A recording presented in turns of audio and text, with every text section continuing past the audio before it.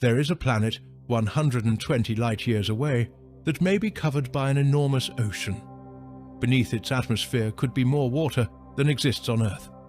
And recently, the James Webb Space Telescope found something in that atmosphere that made this world one of the most intriguing planets ever discovered: methane, carbon dioxide, and, potentially, something much more interesting, a gas that, on Earth, is produced largely by living organisms. Could James Webb have found evidence of life on another planet? Now, not so fast, because when other scientists looked at the same data, they came to very different conclusions. Some found evidence for an ocean world. Others found a gas-rich mini-Neptune with no habitable surface at all. And the supposed biosignature, it may not even be there. So what is K2-18b really like? Is it an ocean world? Could it be habitable? And did James Webb actually find something produced by life? Today, we're going to find out. K2-18b is about 120 light-years away in the constellation Leo. At first glance, it doesn't look particularly Earth-like. It is about 2.4 times the radius of Earth and roughly 9 times its mass. It takes just under 33 days to orbit its star, and its star is a cool red dwarf, much smaller and dimmer than our Sun. Yet K2-18b receives roughly the right amount of energy from its star for liquid water to be possible, at least in principle. That puts it inside the star's habitable zone, and that's where things get interesting, because K2-18b is not a rocky Earth-sized planet, it's a sub-Neptune, a class of planets that doesn't even have a direct equivalent in our own solar system. They are larger than Earth, but smaller than Neptune, and they are incredibly common in our galaxy. But we don't really know what they're made of. Some could be rocky worlds wrapped in thick atmospheres. Others could have enormous envelopes of hydrogen and helium surrounding a deep interior. And some may be something stranger. A planet with a deep global ocean underneath a hydrogen-rich atmosphere. Astronomers call these hypothetical worlds Hycean planets, and K2-18b became one of the most promising candidates. But there was a problem. How could we possibly tell what was beneath an atmosphere, hundreds of trillions of kilometers away? We needed to look through it. K2-18b passes directly in front of its star from our perspective, and every time it does, something remarkable happens. The planet blocks a tiny fraction of the star's light, but some of that light passes through the planet's atmosphere first, and that changes the spectrum. Different molecules absorb different wavelengths. Methane leaves one fingerprint, carbon dioxide leaves another, water leaves another. By measuring these tiny changes, astronomers can work backwards from the light reaching our telescopes to determine what gases are surrounding the planet. It's called transmission spectroscopy, and it is one of the most powerful techniques we have for studying planets that we cannot see directly. But there is an enormous problem. K2-18b is tiny.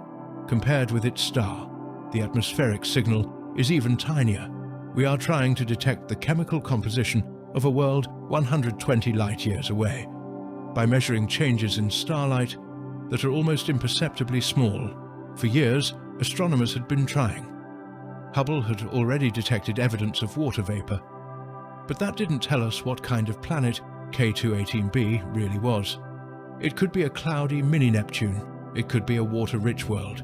It could even have a deep atmosphere with no habitable surface at all. The observations couldn't distinguish between these possibilities. Then James Webb arrived. The telescope was built to do something previous telescopes couldn't: see extremely faint infrared signals with enough precision to study the atmospheres of distant planets.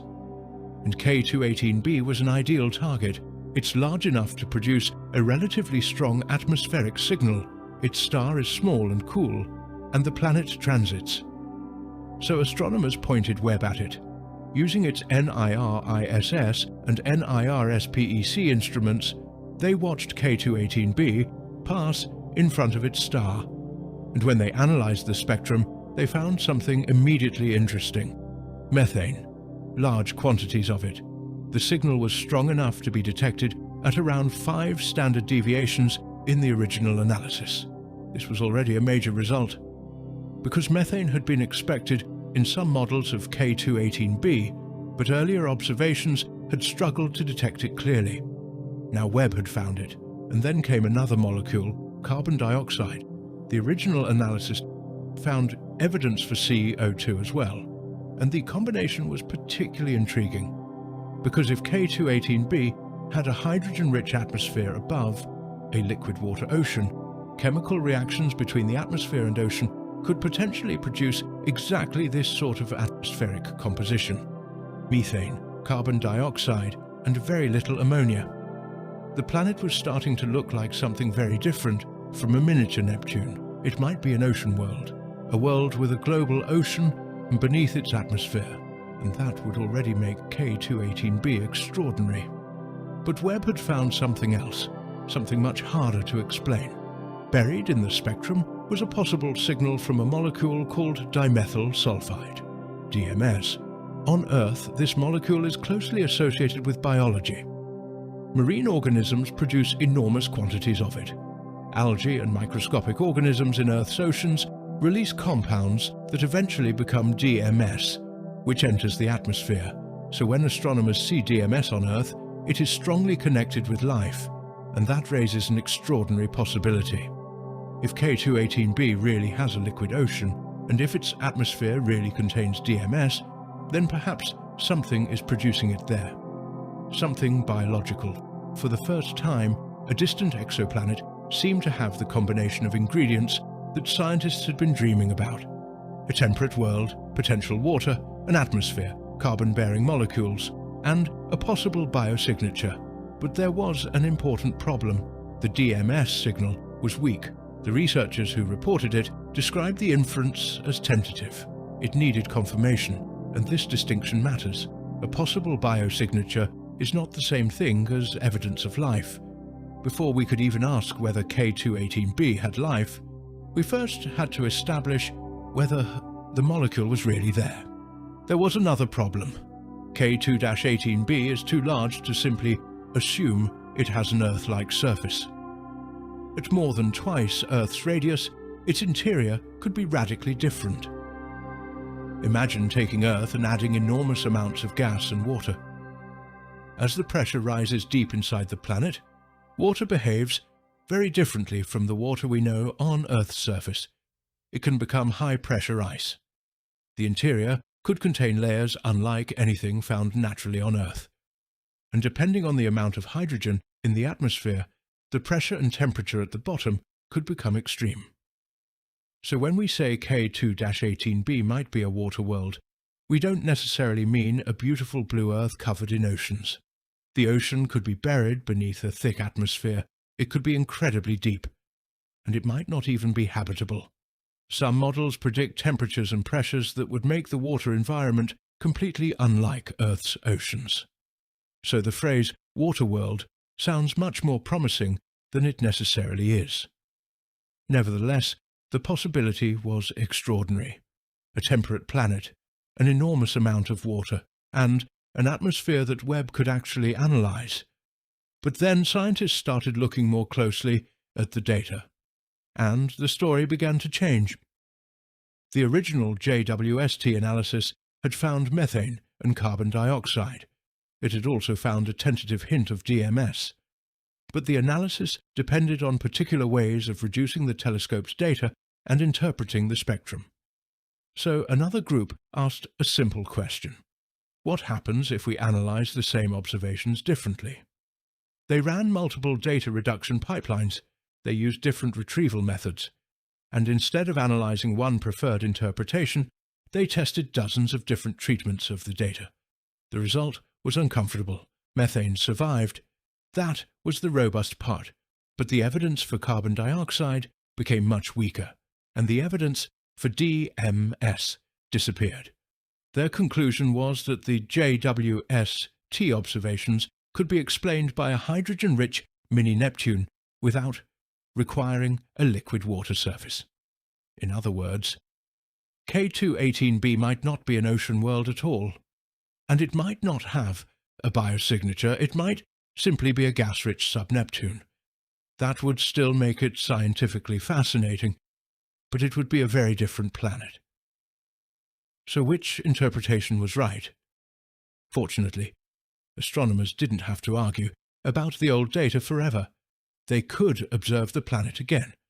And that's exactly what happened. 4 additional JWST observations were obtained with NIR spec. These observations produced a higher precision transmission spectrum, and the new analysis reported something important. Methane was still there, but now carbon dioxide appeared again more strongly.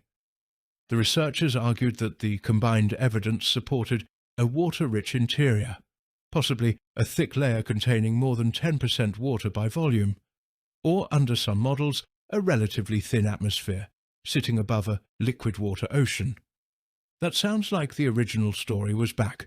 Ocean, atmosphere, methane, carbon dioxide, but there was still no definitive proof that the planet had a habitable ocean, and the DMS question remained. So astronomers looked at another part of the infrared spectrum, this time with JWST's MIRI instrument, and that's where things became even stranger. MIRI observes longer infrared wavelengths than NIRIS and NIR-spec, and those wavelengths contain information about molecules that are difficult to detect in the near-infrared, including DMS. The new observations showed features that, according to one analysis, were difficult to reproduce with the standard molecules expected in K2-18b's atmosphere. DMS could explain them. So could another molecule, dimethyl disulfide, DMDS. Both are interesting because both are considered potential biosignature gases. The analysis reported evidence at roughly the 3 sigma level, and suddenly the possibility of biological chemistry was back. But there was a critical caveat. 3 sigma is nowhere near the level of certainty scientists would want for a claim as extraordinary as life. And DMS isn't a magic life molecule. It can potentially be produced by non-biological chemistry. The question isn't simply, can DMS exist? The question is, can anything other than life produce enough DMS under the conditions on K2-18b to explain what we're seeing? That is much harder, and other scientists weren't convinced. A joint analysis of the JWST observations looked at the full spectrum, from the near-infrared through the mid-infrared, and they reached a very different conclusion. They found insufficient evidence for DMS or DMDS. The apparent preference for those molecules could change depending on how the data were reduced and which molecules were included in the model. Other molecules could produce similar absorption features, and the MIRI data appeared to be particularly sensitive to instrumental systematics. Another independent study went further. It found that most of the retrievals using its preferred treatment of the MIRI data did not favor DMS or DMDS. The researchers concluded that the apparent features could be caused by instrumental noise rather than an actual atmospheric molecule. This is one of the least exciting parts of astronomy, and one of the most important. A telescope doesn't hand you a label saying, methane detected. It gives you measurements. Scientists have to remove instrumental effects. They have to model the star. They have to decide which molecules to include. They have to determine whether a tiny feature is real, and sometimes different reasonable choices produce different answers. That appears to be happening with K2-18b. At this point, we can separate what is relatively secure from what is not. K2-18b has an atmosphere. That is not particularly controversial. And methane is the strongest molecular detection. That has survived multiple analyses. Carbon dioxide is more complicated. The original detection was challenged by a major reanalysis, but later JWST observations again found evidence for CO2. So there is still an active debate over exactly how strong that detection is and what it tells us about the planet's interior. Then there is DMS and DMDS. Those remain unconfirmed, and that means we cannot honestly say James Webb found life. It didn't. We can't even say James Webb proved K2-18b is a water world. It hasn't. What Webb has done is something arguably more interesting. It has shown us that K2-18b has a chemically complex atmosphere that we can actually begin to investigate. And several physically different worlds may still be capable of producing the observations. But there is one scenario that is particularly intriguing. Imagine descending through the clouds of K2-18b. The planet beneath you would bear little resemblance to Earth. The atmosphere could be dominated by hydrogen. Methane could give the sky a strange chemical character, and far below the clouds, the pressure would increase dramatically. Eventually, you could reach an enormous layer of water, not a small ocean like Earth's, a planetary ocean. But whether that ocean would be a place where life could survive is another question entirely. The atmosphere above it could be tens or hundreds of times thicker than Earth's. The pressure at depth could become enormous, and if the planet contains a thick layer of high-pressure ice, the ocean might be separated from the deeper, rocky interior. That matters because on Earth, one of the things that makes our oceans so biologically productive is their interaction with rock. Chemical nutrients are continually cycled between the ocean, atmosphere, and interior. If K2-18b's ocean sits above a thick layer of high-pressure ice, that cycle could be very different. So even if K2-18b has an ocean, we still have to ask whether it is actually a good place for life.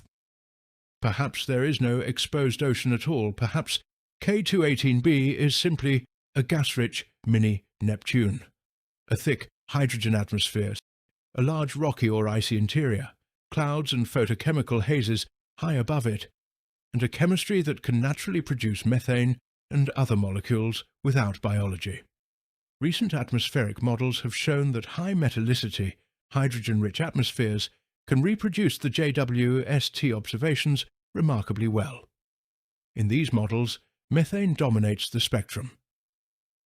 Carbon dioxide and other molecules contribute smaller features. Photochemical hazes alter the atmosphere's temperature. Water can condense into clouds deep in the atmosphere, and the whole planet can look remarkably similar to the observations without needing a surface ocean at all. This is an important result, because it means that the observations themselves don't necessarily tell us what the planet looks like. They tell us what light passed through its atmosphere, and several different worlds can produce similar light. That's the central mystery of K2-18b. K2-18b is in the habitable zone. But that phrase is easy to misunderstand. The habitable zone doesn't mean scientists think this planet is habitable. It means that under suitable atmospheric conditions, temperatures could allow liquid water to exist. Everything depends on the atmosphere. Too little greenhouse warming, and the planet could freeze. Too much, and the ocean could become too hot. A hydrogen-rich atmosphere can also create a powerful greenhouse effect. That means K2-18b could receive relatively modest energy from its star while still having a very different climate from Earth, and we don't yet know enough about its atmospheric pressure, clouds, surface conditions, or interior to determine whether the planet has a genuinely habitable environment. So the real question isn't, is K2-18b in the habitable zone? It's, can a planet this large actually maintain an environment where life could exist? And we don't know. So where does that leave us?